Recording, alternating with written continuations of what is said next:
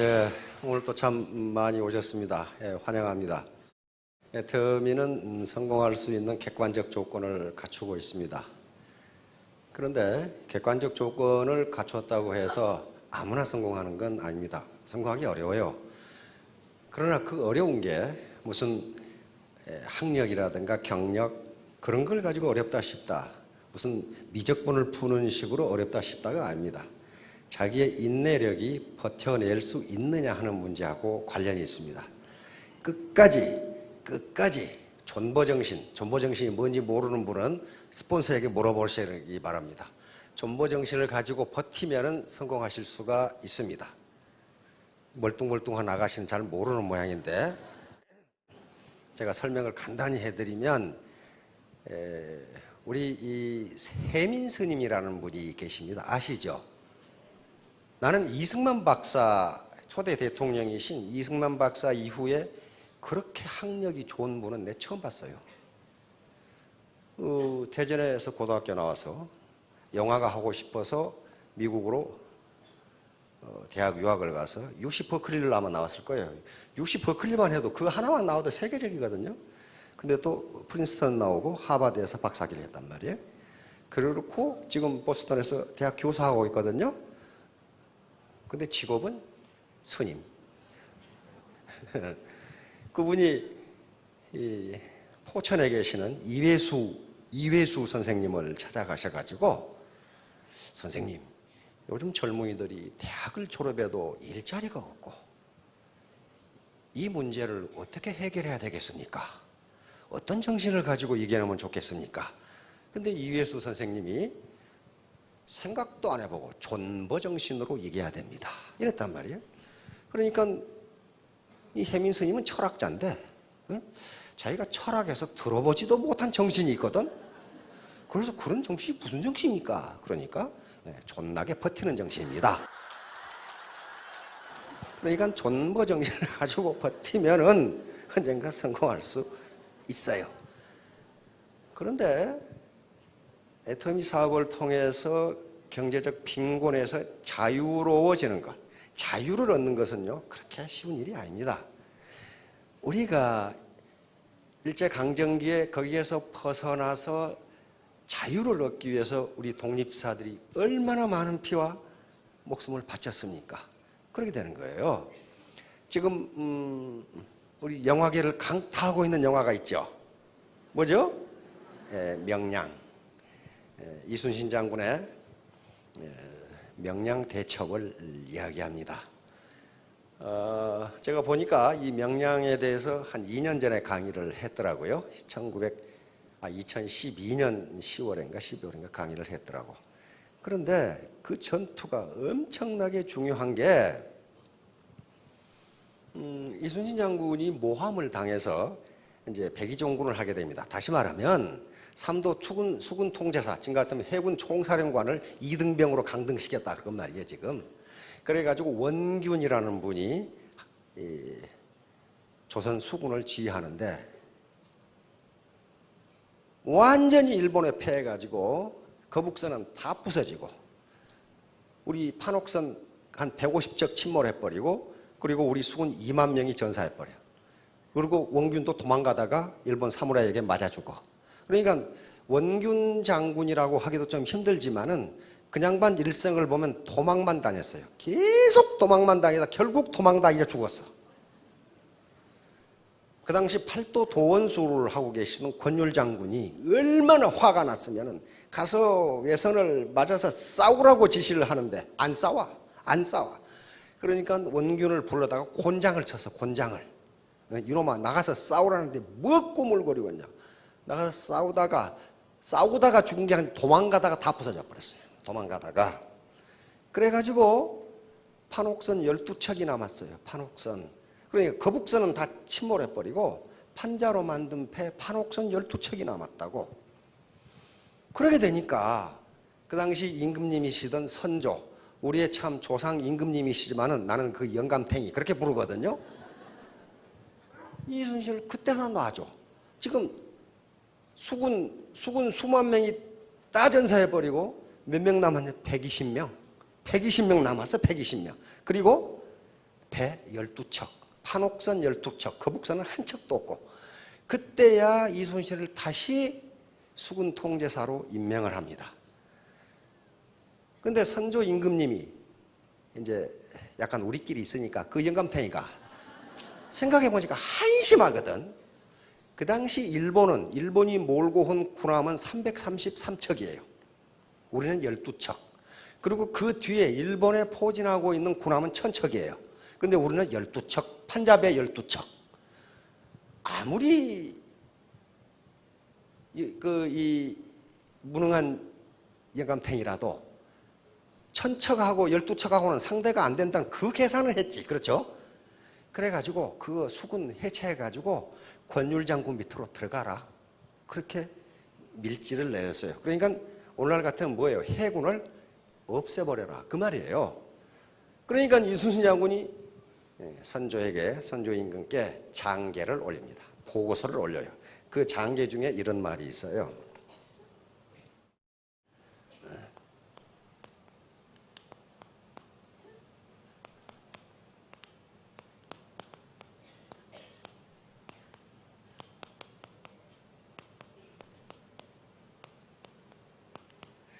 금신 전선 상유시비. 지금 신에게는 아직도 12척의 배가 있사옵니다. 그런 말이에요. 아직도 신에게는 전선, 군함, 전선 12척이 있사옵니다. 여기 계신 분들이 12척 가지고 있는 거예요. 근데 사회는 또 여러 가지 경제 환경은 300척 가지고 있어요. 그 300척하고 12척하고 싸워서 이길 수 있다는 거예요. 이길 수 있다. 그런데 왜 그렇게 했냐 하면은 전략적 관점이에요. 일본이 그 당시 왜군이 우리를 침공했을 때 일본은 100년 동안의 전국시대를 거치면서 그 전력이 막강합니다. 근데 조선은 당파 싸움만 하느라고 군대가 하나도 없어. 근데 무슨 군대 가지고 싸웠느냐? 그 당시에 율곡 이 선생이 10만 양병론을 주장했다는 거 아실 분 아시죠? 하나도 안 했어요. 그리고 10만 양병론이라는 게 무슨 말이냐면 그 당시 군대가 있기는 있는데 전부 다 무슨 왕궁 수비하는 군대. 안 그러면 뭐 지방의 관하 수비하는 것이지 전투 병력이 없어. 그런데 일본이 보니까 이거 조선 이거 아무것도 아니거든. 그래서 우리에게 뭘 요구하냐면 정명가도. 우리가 명나라를 칠 때니 네 길을 빌려달라. 그 말은 뭐예요? 너희는 지레 항복하고 너희하고 우리하고는 잽이 안 되니까 지레 항복하고 명나라를 치러 가겠다. 그 말이에요. 근데 조선의 입장에서 뭡니까? 주권 국가가 그 말도 안 되는 얘기잖아요. 그래서 웃기지 말아라, 웃기지 마. 그러니까 침공을 한 거예요. 무려 16만이 동내로 상륙을 합니다. 상륙전을 감행합니다. 그 당시 16만이면요. 마치 노르망디 상륙작전 300만하고 맞먹는 거예요. 조선은 군대가 하나도 없는데 초총으로 무장한 왜군 16만이 동내성으로 진격을 해서 상륙을 합니다. 그런데 우스운 것은 벼슬아치들, 원균은 그럴 때 경상 좌도 수군 절도사니까 지금 같으면 함대 사령관인데 도망가 버렸어요. 아주 도망의 천재 도망가 버렸어요. 삼도 수군 병마 절도사 육군 이각 도망가 버렸어요. 군 사령관, 군 지휘관, 그 다음에 벼슬아치들 다 도망가 버렸어요. 다 도망가 버렸어요. 그런데 유일하게 남은 분이 있어요. 그 밑에 참사관을 했던 정발장군. 부산 시내 정발장군 동상 있죠? 못 보신 분은 부산에 가보세요. 부산 동구에 가 있어요. 부산 동구에 사거리에 정발장군이 손을 들고 계시는 거예요. 정발장군 혼자 왜군 16만을 상대로 전투를 벌여서 옥새를 합니다. 거기서 다 옥새를. 그 당시 그림에 보면은 아녀자들도 지붕에 올라가서 기왓장을 내립니다. 왜? 애군하고 싸우려고. 이건 조총을 가지고. 근데 이각은 육군 사령관은 도망가. 해군 사령관은 도망가. 별사사치는 다 도망가. 마찬가지 동네가 함락되고 부산진 전투가 시작되는데 거기서 다 도망가. 다 도망가 버리고 송상은, 부사인 송상은 장군만 남아서 거기서 역시 민관 3,000명이 전사를 합니다. 그런데 일본이 계산을 못한 게 뭐냐 하면은 왜군이 그 당시에 조선의 문화를 몰랐어. 일본은 상대방의 사령관이, 다시 말하면 영주나 사무라이가 죽으면 그 밑에 백성은 이긴 놈한테 붙어서 충성을 다해.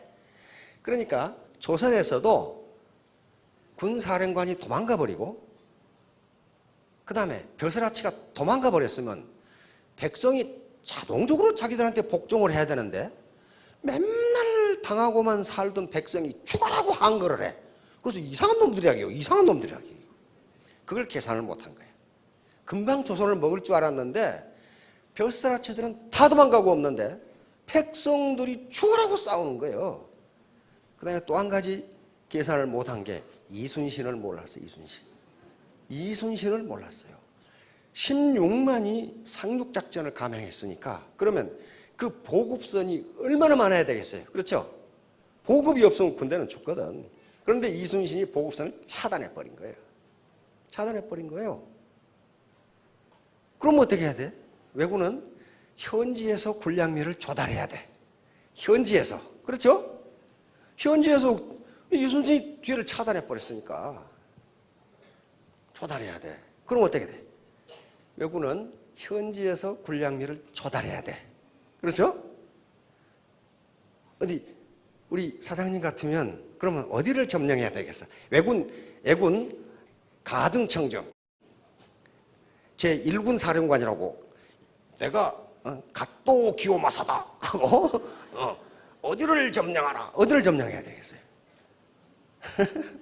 갓도 기요마사 사령관. 경제적 자유를 얻으려고 하니까 모든 걸 점령을 해야 돼 지금. 그렇잖아요. 에? 어디를 점령해야 돼? 에? 에? 그래 거기 어디예요? 예, 호남을 점령해야 돼. 호남을 점령해야 돼. 이순신 장군이 대감에게 보낸 편지 중에 그 말이 있습니다. 양무 호남 시무국가. 호남이 없으면 국가도 없다. 그거예요.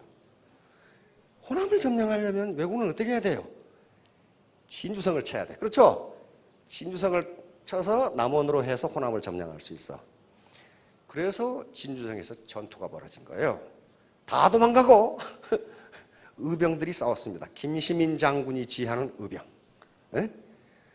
불과 한 2, 3천 명 가지고 수만 명을 격파해버린 게 바로 임진왜란 3대첩의 하나인 진주대첩이에요.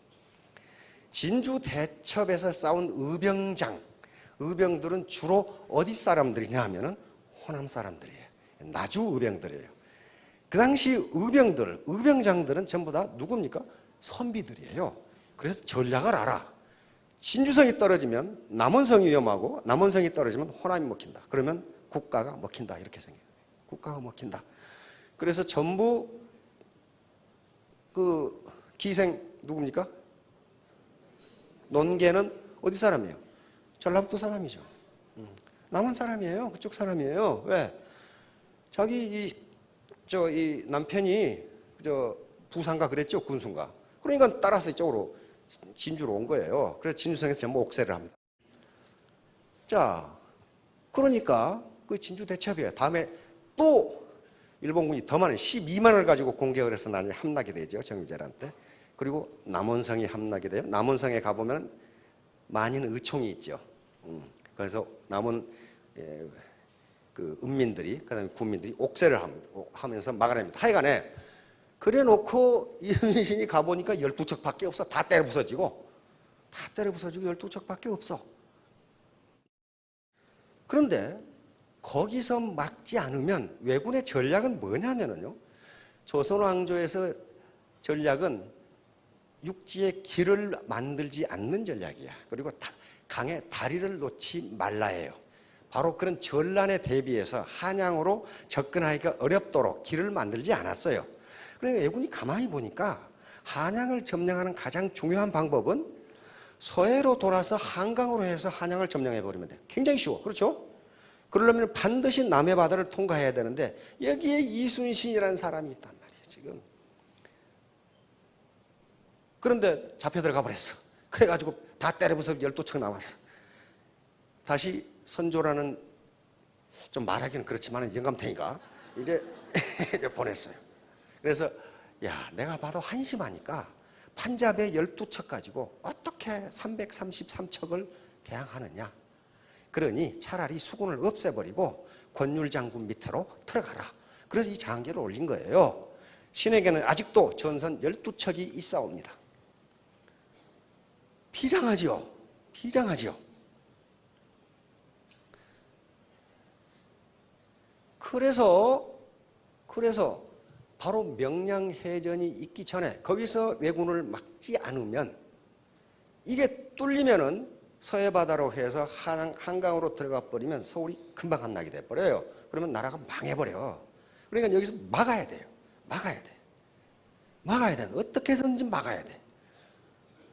그래서 그 전날, 내일 명량 대첩이 있다면은 그 전날 장병 120명에게 한 훈시가 난중일기에 기록되어 있어요.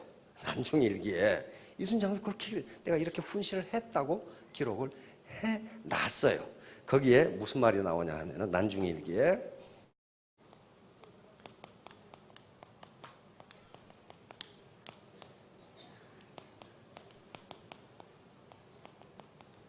이런 말이 나와요. 필사즉생, 필생즉사. 죽기 살기로 싸우면 살고 요행이 살려고 하면 죽는다. 이 말이에요. 이 말은 이순신 장군이 하신 말씀이 아니고 병법에 이르기를 이렇게 돼 있어요. 그러니까 이순신 장군은 중국의 옛날 병법을 다 보신 거예요. 병법에 이르기를 이렇게 돼 있다. 그러니까 여러분들이 빈곤에서 탈출하시려면 어떻게 해요? 필사즉생. 죽을 각오를 사고 싸우지 않으면요, 그 빈곤이라는 놈이 워낙 강적이어가지고 잘 항복을 안 해요. 그렇게 싸워야 돼. 근데 지금까지 죽기 살기로 애터미 사업을 해가지고 내 죽은 사람을 한 사람도 못 봤어. 안 죽어. 안 죽는다고. 그게 안 죽어요. 그렇게 하시면 경제적 자유를 얻으실 수가 있어요. 자, 신뢰 자본인데 계속 지금 자본 강의를 하고 있는데, 왜냐하면은 계속 지금 제가 앞으로 계속적으로 자본 강의를 할 텐데요. 피케티라는 사람이 있다고 그랬죠. 토마 피케티라고 하는 볼란서 파리 경제대학의 젊은 교수입니다.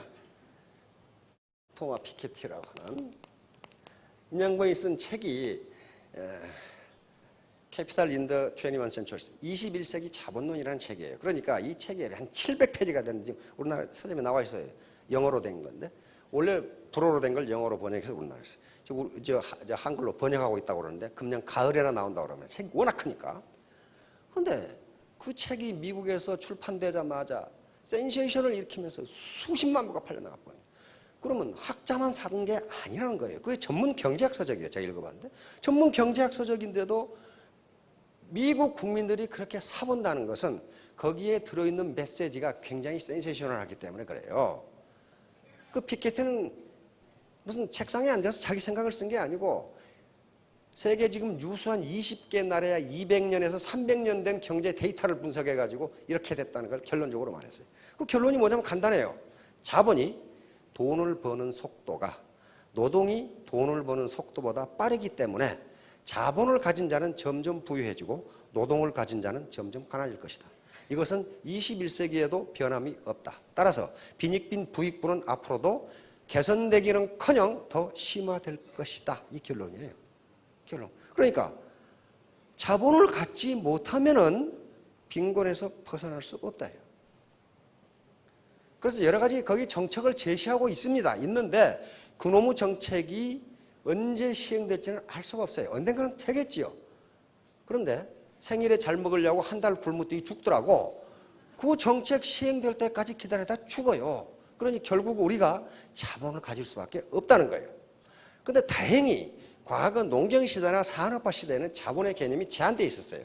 특히 그 당시에 자본이라고 했던 것은 경제자본입니다. 경제자본은 우리가 화폐로 환산할 수 있는 자본이에요. 예를 들면 현금이나 예금이나 주식이나 유가증권이나 또는 건물이나 땅이나 또는 로얄티를 받을 수 있는 특허권이나 또는 이 판권이나 이런 것들이 전부 다 경제자본이에요. 이런 것들은 쉽게 화폐로 계산할 수가 있어요. 이 자본을 갖는 것이, 경제자본을 갖는 것이 최종 목표지만은 그것을 부모로부터 물려받지 못한 사람은 경제자본을 갖기 전에, 특히 오늘날 지식경부화 시대에서는 자본이라는 개념이 굉장히 확대되기 때문에 다른 자본을 가져야 된다는 거예요. 그렇지 않으면 빈곤에서 벗어날 수 없다예요. 제가 가끔 지난 시간에도 예를 들었지만은 부모로부터 강남에 상가 빌딩을 하나 상속을 받으셨어. 상가 빌딩 한 20층짜리를 하나 받으셨어. 그러면 여기 이게 복잡한 데 앉아 계시겠어요? 안 앉아 계세요. 왜? 자본주의 시장경제 시스템이 그 상가라는 건물이 생산활동을 하도록 해줘요. 그렇죠?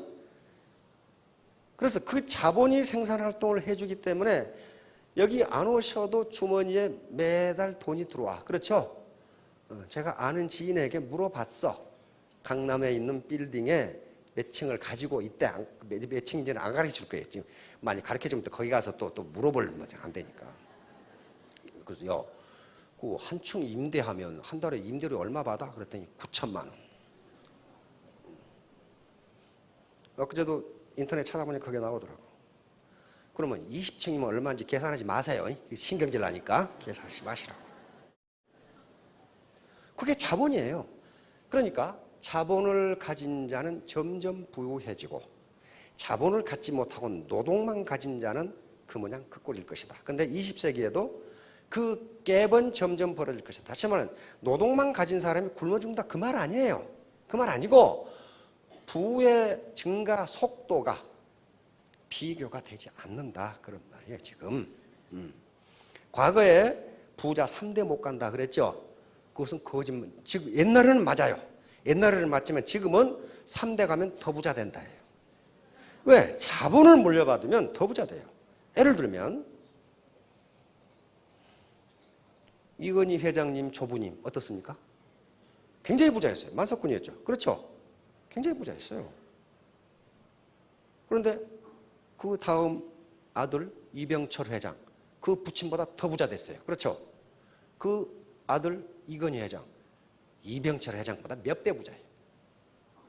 3대 가면 망하는 게 아니고 자본을 물려받으면 더 부가 늘어나요. 다시 말하면 노동만 가진 사람이 부를 축적하는 속도보다 자본을 가진 사람이 부가 늘어나는 속도가 더 빠르다 그런 말이에요. 빠르다. 그러니 빈부격차는 점점 벌어질 수밖에 없다 하는 게 이 피케티의 이 책의 주장이에요. 그러니까 이 난리 법석을 치고 팔리는 거예요. 그리고 정책 결정자들도 네 말이 맞다 이렇게 되는 거예요. 네 말이 맞다. 그럼 어떡할 거냐? 이런 말이. 그러면 분명히 어떤 자본주의 역사는 계속 바뀌어오기 때문에 바뀔 텐데 자본주의 흐름이 바뀔 텐데 언제 그걸 기다리냐 한 말이에요. 그거 기다리다가 목 빠져 죽는다 그런 말이에요. 그리고 그러려면 국가 재정이 튼튼해야 되는데 만약에 국가가 50세부터 500만 원씩 연금을 준다. 그럼 어떡하겠어요? 그러면 그 연금이라는 것은 자본입니다. 왜? 자기가 젊었을 때 축적한 거야. 그렇죠? 그리고 국가가 일부를 보조하는 게 연금이에요. 그러니까 50세부터 1년에 500만 원의 연금을 준다. 그러면 그 자본이 있기 때문에 나는 내 생활을 즐길 수가 있어요. 그런데 어느 나라도 그렇게 할 수가 없어 지금. 특히 우리나라의 재정이라는 게 키 큰 놈 짧은 이불 덮는 것하고 똑같아서 발을 덮으면 가슴이 나오고 가슴을 덮으면 발이 나오고 지금 그 모양이기 때문에 자기가 이불을 만들 수밖에 없어요. 그 이불이 뭐예요? 자본이에요. 이불이라는 건 자본입니다. 자본이에요. 그래서 다행히 지식정보화 시대가 되면서 자본의 개념이 굉장히 확대됐고 학자들도 경제 자본보다 이 자본이 더 중요하다고 이야기를 합니다. 그러면 그것은 돈을 들여서 되는 것이 아니고 내가 어떻게 할 거냐? 내가. 그렇다면 이것은 부모 탓할 것도 아니고 자기 탓을 할 수밖에 없다는 거예요. 여기에 신뢰라는 문제가 나옵니다. 트러스트. 신뢰를 자본이라고 부릅니다. 왜 그러냐 하면은 자본은 생산성을 가져오거든요. 그러면 믿을 수 있는 사람과 믿을 수 없는 사람, 누가 생산성이 높아요? 믿을 수 있는 사람이 훨씬 높아요. 은행에서 대출을 해줄 때도 그 사람의 신용 정도가 어느 정도에 따라서 이자율이 달라. 그렇잖아요. 그러니까 믿을 수 있는 사람은 생산성이 높다요. 만약에 내가 원청 기업이라고 합시다. 누구에게 하청을 주겠냔 말이에요. 믿을 수 있는 사람에게 하청을 줘요. 그렇죠? 그러니까 신뢰라는 것은 다른 물적 자본과 똑같은 자본이다. 그런데 지금 학자들은 물적 자본보다 중요하다. 이렇게 얘기해. 우리 정중 회장님, 이병철 회장님이나 정중 회장님이나 두 분 다 우리 국가의 경제를 발전시킨 거인입니다. 거인들이에요. 정말 이분들이 아니었으면 어떻게 됐을까 하는 생각 좀 끔찍해. 아무나 하는 게 아니거든요. 그런데 많은 경우에 이병철 회장님은 잘 거론이 안 돼. 정중 회장님이 자꾸 거론돼. 그 이유는 이병철 회장님이 훌륭하지 않아서가 아니고 원래 부자였어. 원래 부친이 부자였다고. 만석군 부자였어요. 근데 정중 회장님은 소 2마리 훔쳐가지고 나왔잖아요. 그것밖에 없어. 그리고 쌀 자전거 배달꾼 그거 했죠. 쌀 자전거 배달꾼. 그런데 남들은 한 가마 싣고 다닐 때 정중 회장님은 2가마 싣고 다녔잖아요. 그러니까 쌀집 주인이 좋아할 수밖에 없죠. 믿을 수밖에 없어요. 그리고 인천에서 건설 현장 근로자, 노동자 그런 걸 했어요. 그래서 학력도 초등학교 졸 이거밖에 안 돼요. 이병철 회장님은 일본 와세다 대학교. 그러니까 그 말만 들으면 사람들이 키가 팩 죽어. 나는 와세다 못 나왔는데. 이렇게 된단 말이에요. 그러나 초등학교는 대충 다 나왔거든. 그래서 정중 회장님이 자꾸 거론이 되는 거예요. 이런 분들도 이렇게 했다. 정중 회장님이 경제자본 가지고 성공했어요? 그렇지가 않습니다. 정중 회장님이 가장 중요하게 생각하는 게 신뢰, 신용이 있어요. 신용. 믿을 수 없는 놈은 같이 거래를 하지 않는다. 그러니까 이 말씀을 해놓은 거예요. 사업은 망해도 다시 일어설 수 있지만 인간은 한 번 신용을 잃으면 그것으로 끝장이다. 그 사람하고 거래를 안 하니까. 그러면 신용 또는 신뢰라는 게 뭡니까? 생산성을 발휘한다. 예. 자, 신뢰는 생산성이 있어요. 바로 생산이라고 하는 것은 물적 자본과 노동이 결합할 때 생산이 나옵니다. 2차 대전 이후에요. 미국이 유럽이 전쟁으로 완전히 망가져 버리니까 그 당시 국무장관이었던 마샬 장군이, 조지 마샬 장군이 하버드 대학에서 연설을 합니다.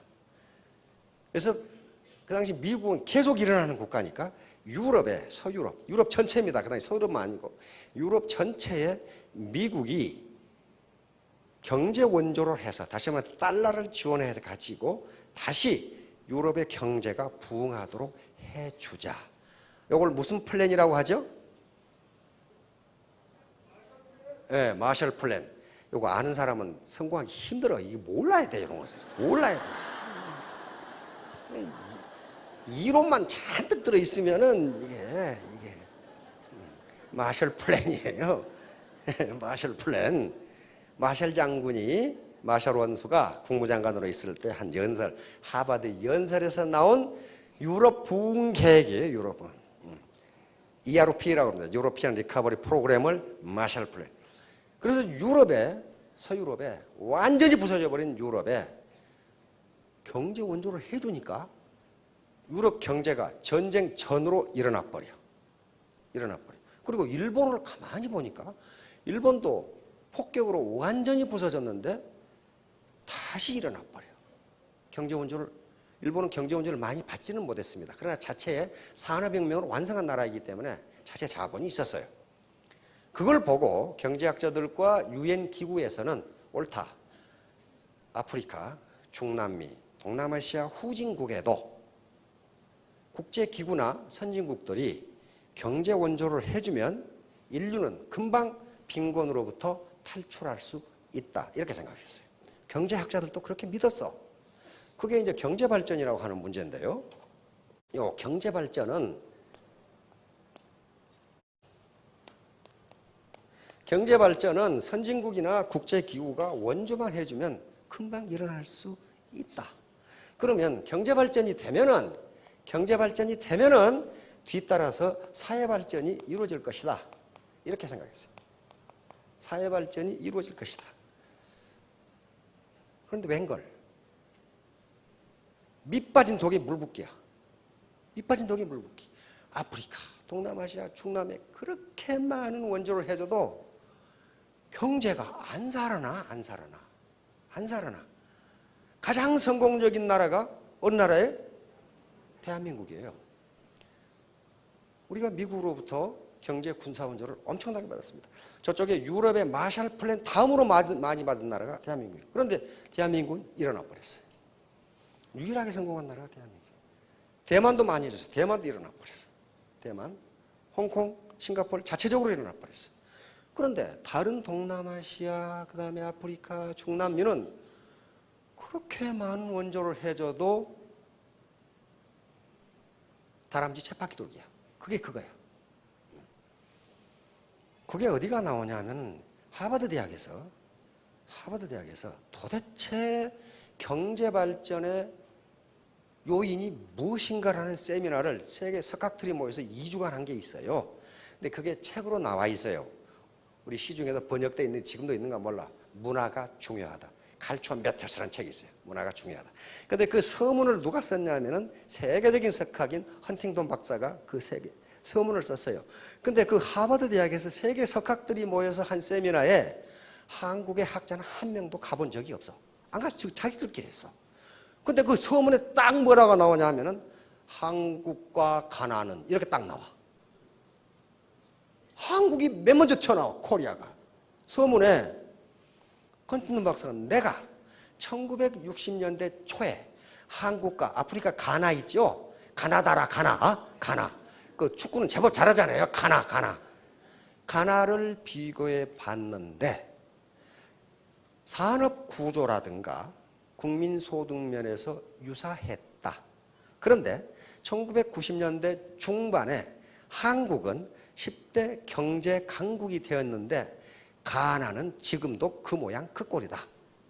그대로 가만히 있다. 또 그 모양 그 꼴이라 그러면 또 가나 사람들이 흥분하겠죠. 그러니까 한국은 10대 강국이 되었는데 가나는 변화가 없다. 그러면 이 차이를 어떻게 설명할 것인가? 그렇게 탁 나와. 이 차이를 어떻게 설명할 것인가? 그래 놓고 그것은 문화의 차이라고 볼 수밖에 없다. 그렇게 나요.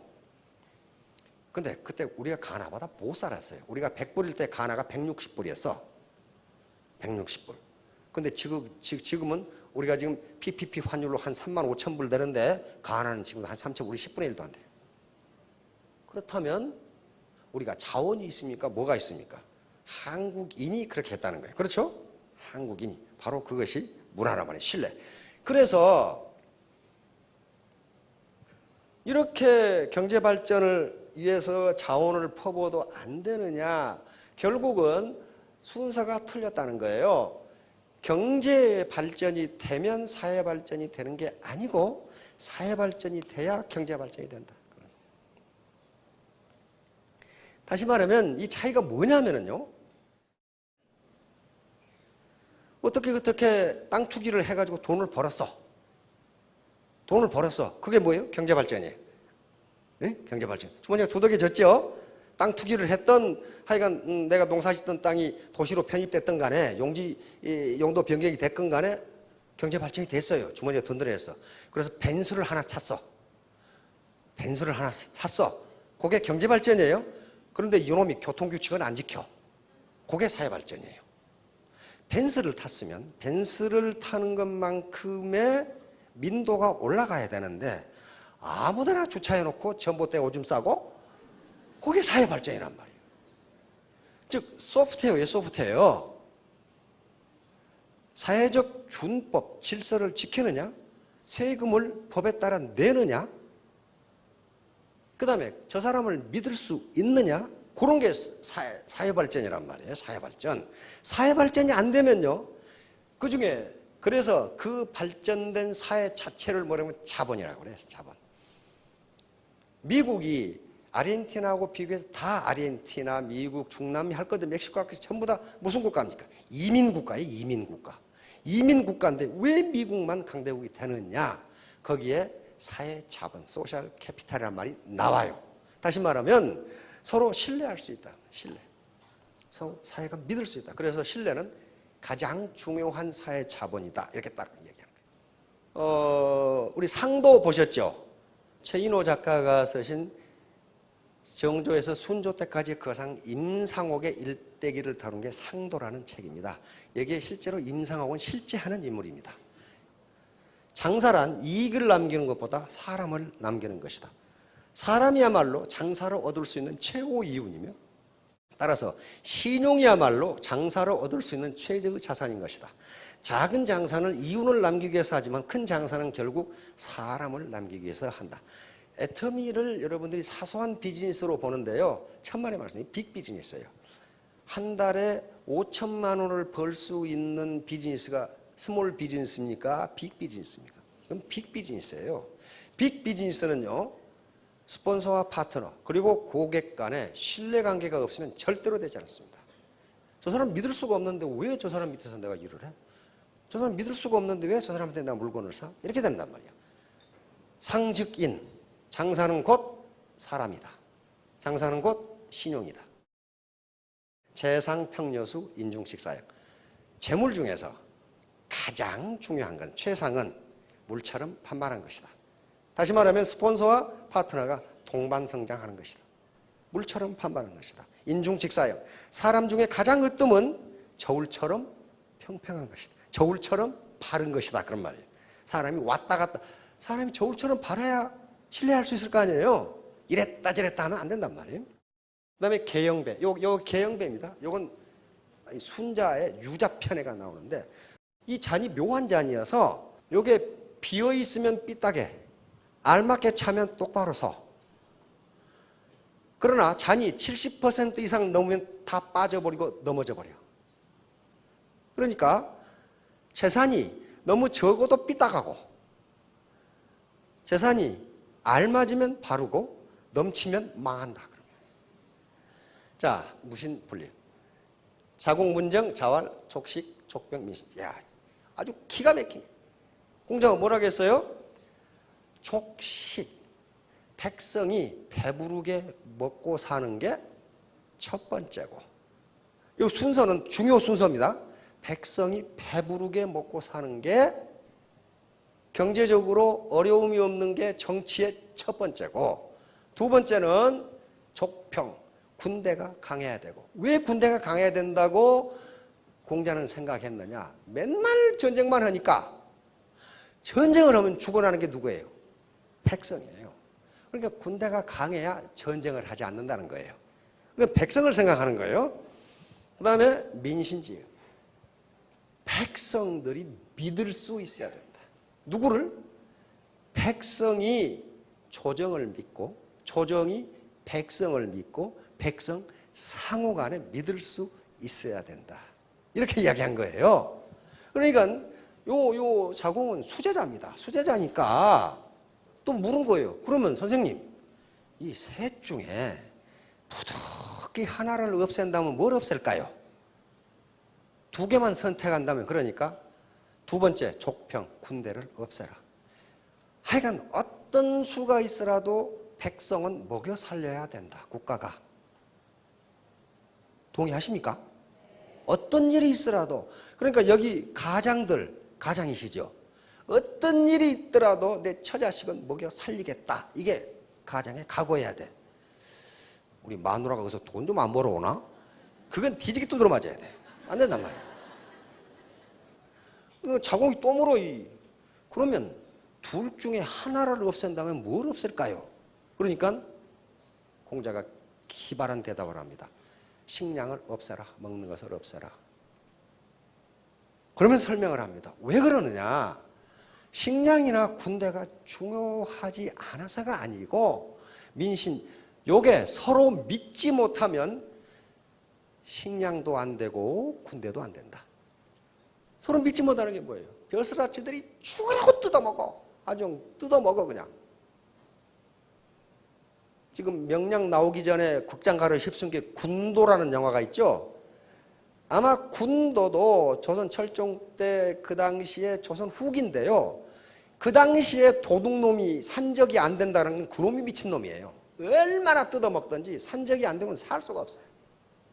그래서 군도라는 영화가 나오는 거예요. 다 일어나 국민이. 밀란이 온갖 데서 일어나. 그런 상황에서 안 망하겠느냐. 안 망하면 그건 이상해요. 그렇죠? 안 망하면 왜? 백성이 조정을 믿지를 못해. 그래서 공자가 이 말씀을 한 거예요. 백성이 조정을 믿지 못하고, 조정이 백성을 믿지 못하고, 백성과 백성이 서로 믿지 못하면 그 경제들 제대로 되며 군대들 제대로 되겠느냐 그 말이에요. 그러니까 신뢰라는 게 가장 중요하다. 이렇게 지금 옛날부터 얘기한 거예요. 이제 2500년 전의 얘기입니다. 죄승박덕. 재주는 있으나 덕이 없는 사람은 말로가 안 좋아요. 우리 정권 말기에 꼭 나타나죠. 누구처럼 감옥에 가서 70이 넘어가지고 죽을 쉬고 앉아있어. 국가밥 자시면서 고관대작을 다 했어. 근데 누구 때문에? 운전수가 찔렀거든. 운전수가 찔렀어. 왜? 그 자기 상관 비밀을 가장 잘하는 사람이 운전수야. 운전수가 뇌물 받는 걸 휴대폰으로 찍어놨거든, 몰래. 그럼 그게 뭐라는 거예요? 그 주인이 운전수에게 덕을 베풀지 않은 거예요. 그러니까 운전수는 어때요? 내가 네 운전하지만은 두고 봐라. 너도 두부를 먹든지 콩밥을 먹든지 하면 해봐라. 찔러버린 거예요. 이게 뭐예요? 덕이 없는 거예요. 재주는 있어요. 능력이 있죠? 능력이 있어요. 능력이 있는데 재승박덕한 거죠. 덕이 없으니까 결국 철창에 앉아서 그렇게 된 거예요. 덕을 베풀지 못하면 이렇게 됩니다. 바로 이제 신뢰를 얻지 못하는 가장 큰 요인이 거짓말입니다. 절대로 애터미 사업을 하면서 허위 과장 광고하지 마시고 진솔한 얘기를 하십시오. 사과가 10% 썩으면 이 사과는 90%가 성하다. 이렇게 말하는 사람은 없어요. 에이, 썩은 사과. 10% 썩어서도 그렇게 해요. 어떤 사람이 10% 거짓말을 하고 90% 참말을 하면은 90% 믿고 10% 안 믿는 게 아니라 100% 안 믿어요. 거짓말. 그러니까 전혀 거짓말을 해서는 안 돼요. 신뢰는 참, 이 사람이야. 신뢰는 가장 중요한 사회자입니다. 가장 중요한 거랬어요, 신뢰. 신뢰가 없으면 아무것도 되지 않는다.